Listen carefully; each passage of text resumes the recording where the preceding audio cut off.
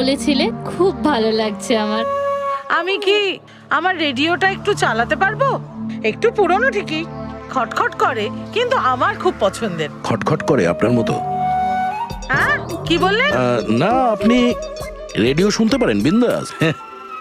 যাই হোক, আজ আমি শহরের বাইরে যাচ্ছি একটা কেসের ব্যাপারে, কালকেই ফিরবো। যাই হোক, দামিনী দেবী তো আছেন। ঠিক আছে, আমি আসি। শোনো না, বলো না। তাড়াতাড়ি আসবে, হ্যাঁ? আর মনে করে আমাকে একটা ফোন করবে, হ্যাঁ? শুধু তোমাকেই মনে করব। এখন আমি চলি। হ্যাঁ,